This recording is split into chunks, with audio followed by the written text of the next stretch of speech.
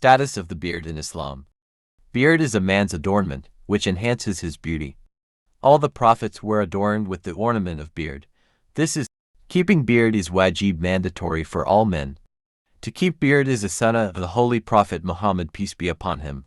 All the prophets and companions of the Holy Prophet Muhammad, peace be upon him, had beard. There has been evidence from the sunnah and unanimous opinion of the scholars of Islam that it is mandatory to keep beard. Shaving beard is clearly violation of Islamic principles.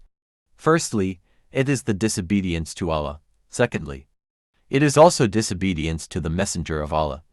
In many hadiths, the Holy Prophet Muhammad, peace be upon him, commanded men to grow their beards. There are various hadiths that prove that growing a beard is obligatory on all men.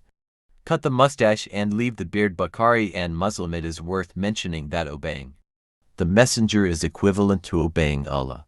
In numerous verses of the Holy Quran, such as Surah Al-Imran, verse 32, Surah Nisa verse 132, Surah Al-Maida verse 90 to Surah Anfal verse 1-20-46, Surah Nur verse 54, Surah Muhammad verse 33.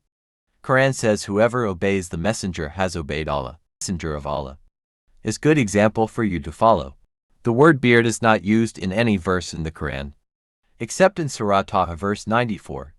When Hazrat Musa returned from the mountains and found his people in open polytheism, he angrily asked his brother Hazrat Harun for the reason. He said, "O son of my mother, clutch not my beard nor my head." Ibn Umar said, the Prophet said, "Do the opposite of what the pagans do, keep the beards and cut the mustaches short." Whenever Ibn Umar performed the Hajj or Umrah, he used to hold his beard with his hand and cut whatever remained outside his hold.